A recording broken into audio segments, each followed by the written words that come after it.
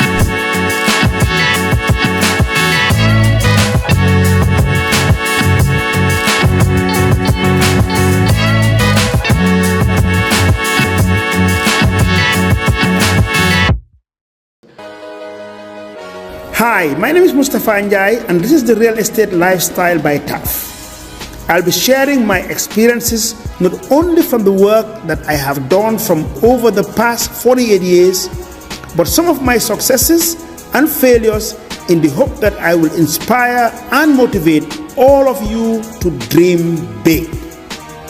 It will be shared on all my social media handles, so don't forget to follow, like, share, and subscribe to any handle of your choice.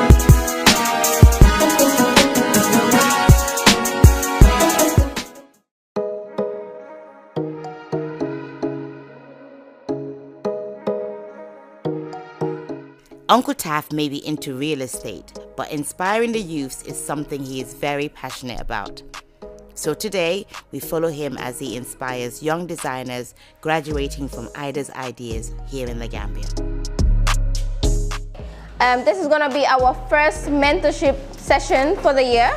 So he's going to share his knowledge, experience, and you guys will be free to ask him questions that can help you in your business ventures as well in your future. It's a bittersweet. You know what a bittersweet means? Because I'm really disappointed there are no guys here. And in the fashion world, guys are there. And there's money in the fashion world. Let me just ask you a question.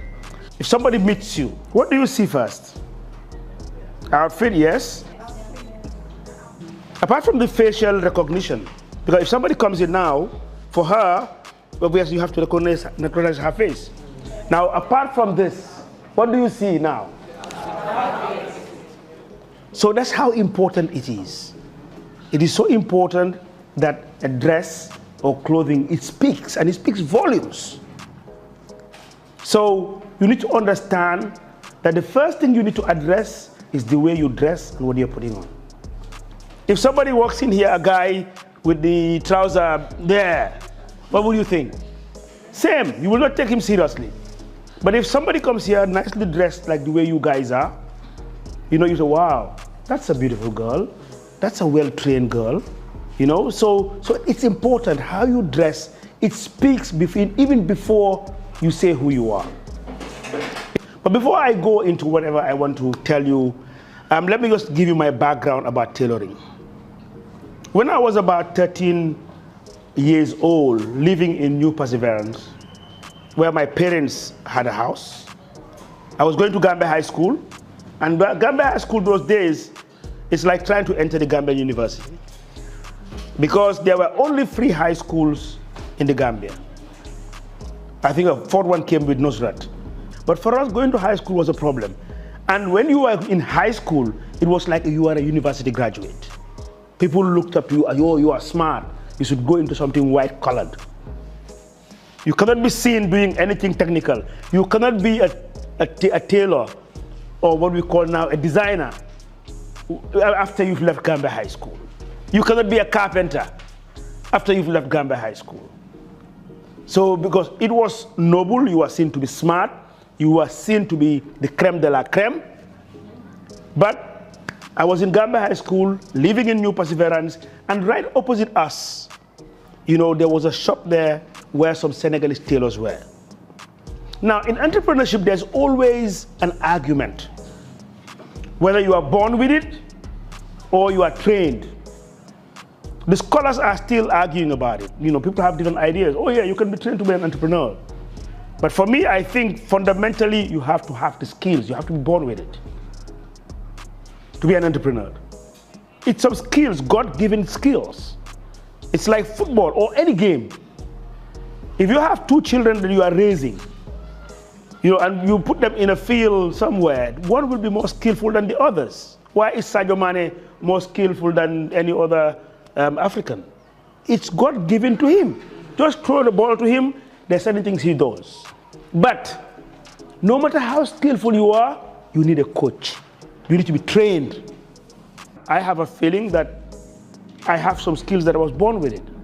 So when I look at something, my entrepreneurial mind comes out. And what an entrepreneur does is to make something out of nothing. A good entrepreneur, that's what he does. When everybody sees something and says, oh no, it's not possible. But an entrepreneur always says it's possible. And then using his skills as an entrepreneur will do certain things. Around 1971 or so, so these Senegalese tailors were right opposite our house. I used to sit there with them and ended up being an apprentice. Apprentice meaning apprentice, learning the trade. But not only learning the trade, I was doing it because I was also making money. So you see the issue of making money. So if I was under the microscope at the time, somebody would have told, oh yeah, that's an entrepreneur that's coming up. So I spent time there after going to school, coming back, going for my studies. The next thing I'll sit by them, you know, and they will give me some basic things. Those days, nowadays you guys, you have all your machines, you know, you just press a button and everything works. No. Those days, you will develop your muscles like this, huh? And what we did was, first, I'll just show you. I brought one of my clothes so I can show you some of the things. So at least you will, it's practical. I don't know how you call it. I don't know the right names.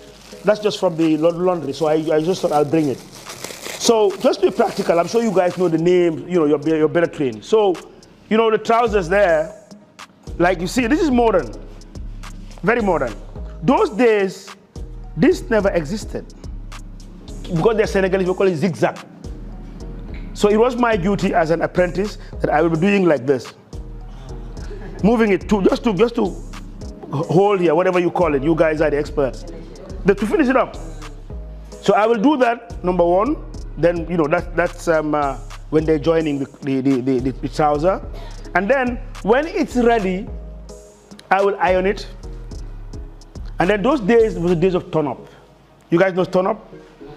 So I will then do the turn up and then put the buttons I will attach the buttons, and then iron it and pack it like this. For the shirts, I will iron it. Those were days of tail shirts.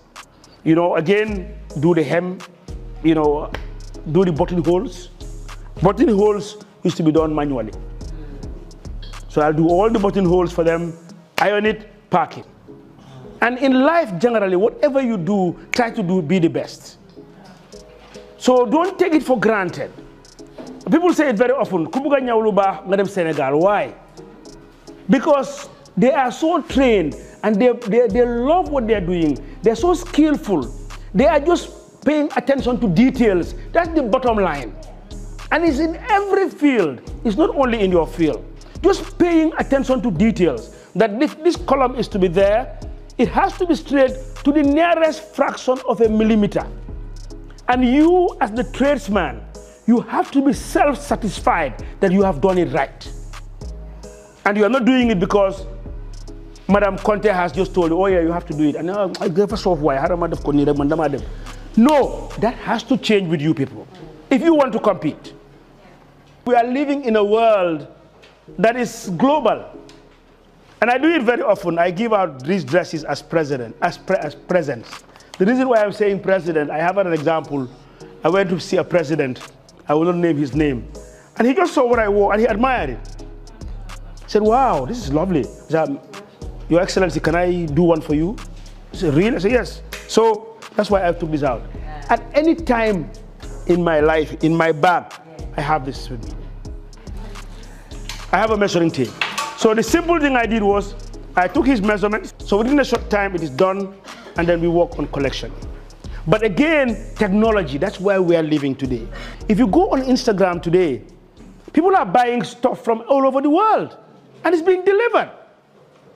So if you guys do very well, and you are doing things right, you will have a Zambian ordering things from you here, through your own social media pages. That's what life is about.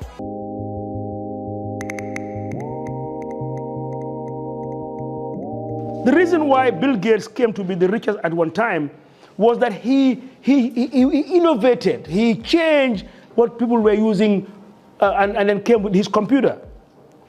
So that's what life is about. Then Apple came. Now, everything that we used to do in a computer, nowadays, I just have mine, yeah. Nowadays, I don't work with computers. All I need in my life is this. My social media posting, now I could have done it, and it's gone. And it's viewed by millions of people.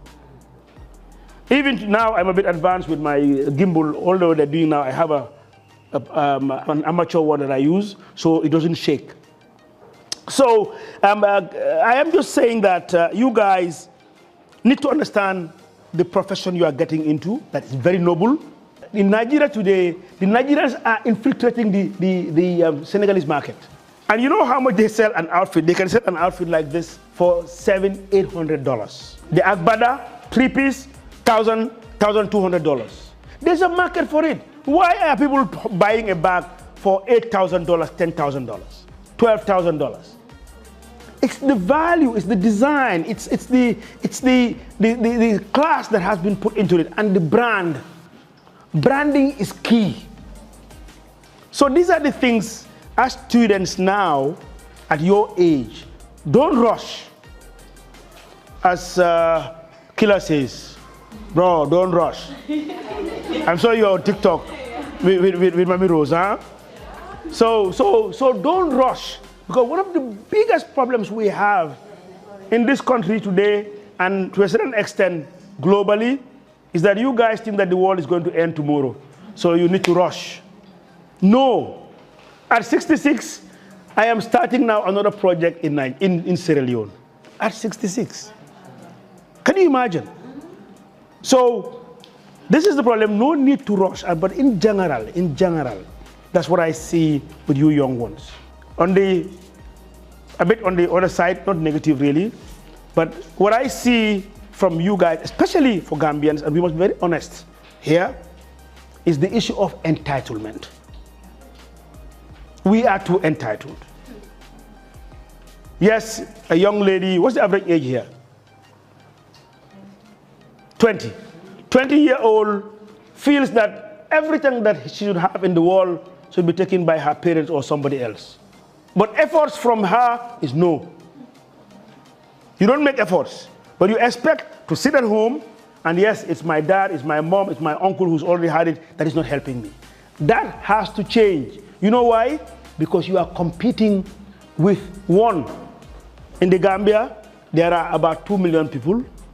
And then in Africa, you are competing with 1.2 or 1.4 billion people. And the world, you know the world population. Because today, you don't need to be in any area to be doing business there. I am Gambian. But I went to Nigeria, population of 200 million, and I competed. Now I am going to Sierra Leone. There are 8 million people in Sierra Leone, and I am competing. So the issue about the world today is not about nationality. It is not about your color. You should forget about your color. I'm black, therefore if you are black, you have to help me. I am Wolof, therefore if you are Wolof, you have to be on my side. I am UDP, therefore if you are NPP, you cannot be with me. That has to stop with you guys. What is important in life is knowledge. And that is something that nobody will ever take away from you, and you will die with it. Now, once you have the knowledge, what do? Efficiency, competence, and be competitive. Don't have a complex over whatever you are doing. You have a great opportunity. It's no joke. You have a very great opportunity. So what you should be doing now, my advice, research. You all have cell phones. Go into all those sites and research top designers, what people are doing in the world, what they're doing in Africa. The last time I saw a lady who comes from a very rich background, living in London. She left there and she's now in Nigeria. Her passion is on furniture making. From a very rich background. Davido comes from a very rich background. But what's his passion? Music. DJ Copy, you know her. So what do you have passion for? Develop it. If your passion is fashion design, develop it, but develop it to the best. Don't just compete with the next door shop that is around who is showing whatever. Oh, no, no, it's just a laughing matter. It's the reality. Your takeaway here today is one. Take time to be a master of the game. And when you do so, let me just give you a simple analogy that life is a soccer game and not a tennis game. If you play football, if you stand in your own place, in your own half court, they will score you. What do? You go and fight, you challenge, you go and make sure that ball, you get it. Tennis, what do? There's a net, and you wait for the ball to come, and then you hit it. That's not life. You don't wait for it. At your age now, you must have that mind to be able to go for what you want. Thank you.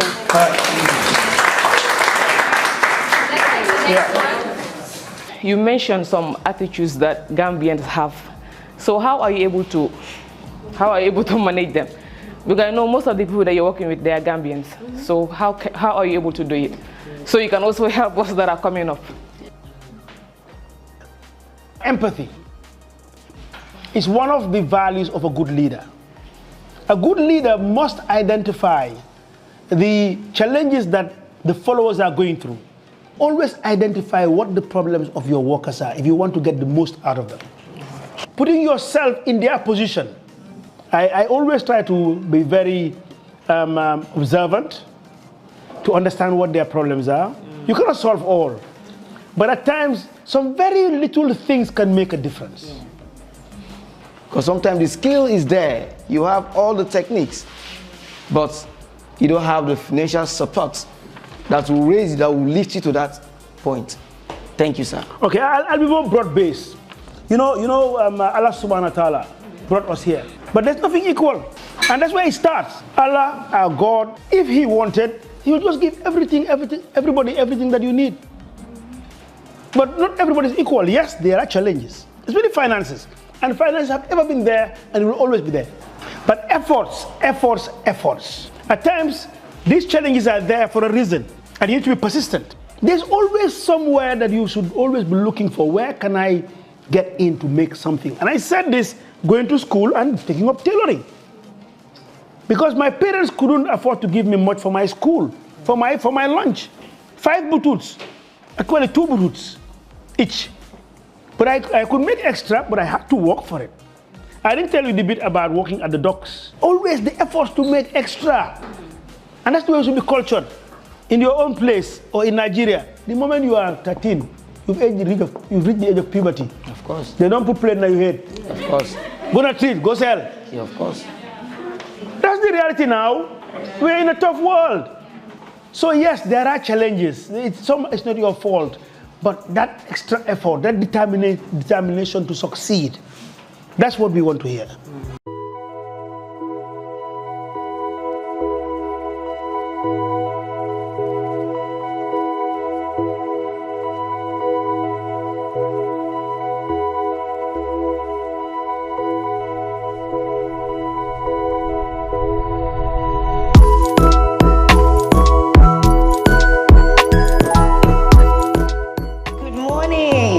Good morning, Anita. Good to see you again. Welcome back. Wow. We missed you. Well, I missed you guys too. Your job. Have you had your coffee? Yes, I've had my coffee. I'm good to go. Ramadan's gone, so now we can have our coffee in the morning. And that's right. Great. So tell us about the Umrah. Well, Umrah was good. I mean, Umrah for me, that's something that I started doing about 10 years ago. It's part of my break, very spiritual.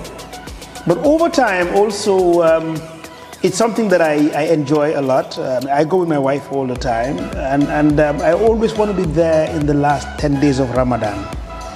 This year has been special, very special, because the number of people who were in Saudi Arabia were a number. But what is interesting, because I keep up with my exercise all the time. Even on Umrah? Even on Umrah. I need to do my 12,000 or 16,000 steps. So in Medina, if you know Medina very well, that's where the Prophet ﷺ, is buried. So we go and pay our homage there. So after Taraweeh, which is the first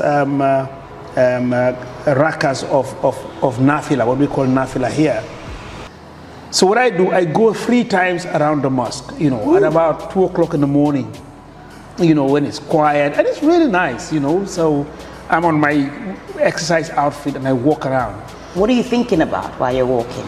Well, I'm impressed about the vision that the Crown Prince, has for Saudi Arabia. He has a vision 2030. Mm-hmm. He's not the typical conventional Crown Prince of Saudi that we knew, but he has a vision. What he wants to do, he wants to receive 30 million pilgrims annually. 30 million, can you imagine? 30 million pilgrims there. And then a number of rooms that they want to build is 47,000 rooms extra from now to 2030. And remember, 2030 is only 7 years to come. So that's quite a dream. So coming from the thinking like a developer, I am amazed. And look, if I think I have guts, somebody has guts more than me. Yes. And I'm sure you know the line, the new city that he wants to build. Yes. So all of this, that's what I think about. And also spiritually, being very thankful and grateful that I am privileged to be able to do this. Mm-hmm. Because not every Muslim can do this. Yes. So again, I go back to my Creator and say, well, thank you so much, Allah subhanahu wa ta'ala, for giving me the means to be able to do this. Yes. Now, for example, one of the Fridays I prayed in Medina, knowing the size. At the time of prayer, some people, they couldn't even pray. They only stood where they stood. And it was even in the forecourt. And the mosque itself is about 2 layers. So when I walked it out quickly, there were more than 1 million people there. So that's one thing I learned from Medina. The other thing is, logistics. The amount of people that pour into there, and you must give it to the Saudis that there's good logistics there. The way they clean the place, at one time it was raining, and by the time you get into the mosque and get out, the whole place is dried clean. So all this takes a lot of organization, and there are lessons to learn. a lot of lessons being learned.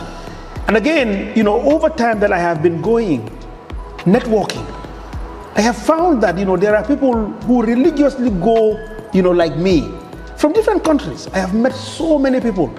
So it is something that I really pray that I'll do it for a long time, and also pray for other Muslims to have the opportunity to do so. And obviously, like you said, it's something you do every year and you meet other people. So whilst you're doing this, you have a great team in place that can keep the business going. The show must go on, eh? Oh yeah. For me, Anita, there's one thing that I am grateful to Allah subhanahu wa ta'ala, that He has given me the mind to be able to delegate. It's your problem, you the young ones.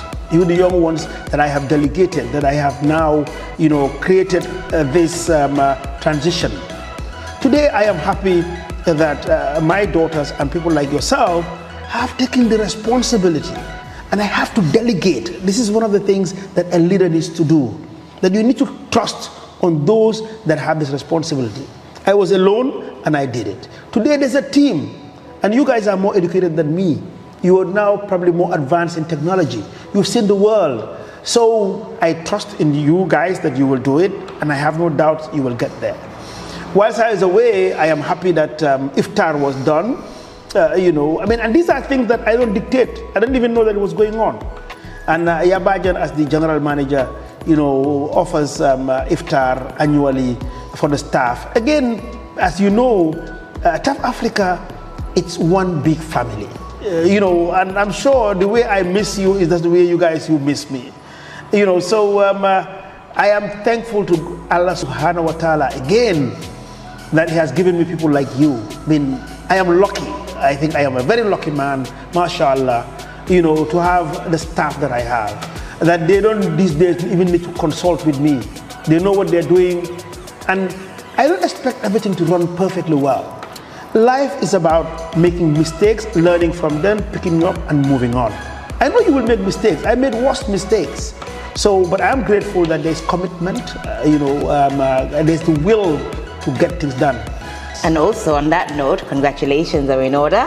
Housing Developer of the Year Award. Thank you so much. That's Thank you right. so much. That was great. Whilst I was on Umrah, I received a letter, from the Nigerian Institution of Estate Surveyors and Valuers. This is an institution that has been on for the past 50 years. They wrote to me that we have been awarded, TAF Africa Global, as the best housing developer in Africa. And then another one came in as the best housing developer in West Africa. That's amazing. And then I was also honored with a special award. So there were 3 awards that were being, bestowed on me and the company. And the reason being that as a registered Nigerian company, that is why I have been chosen. So within Nigeria, there is no registered company that is doing what we are doing in Africa. So my personal assistant, who is Lucky, and also my head of legal, was there. And he went and received these accolades on our behalf. So thank you so much. It was quite a good moment that we've had over this past 1 month. And now on that note, off to TAF City. Yalla, let's go. Yalla, TAF City. TAF City has missed you. Yep. It's a lot of progress.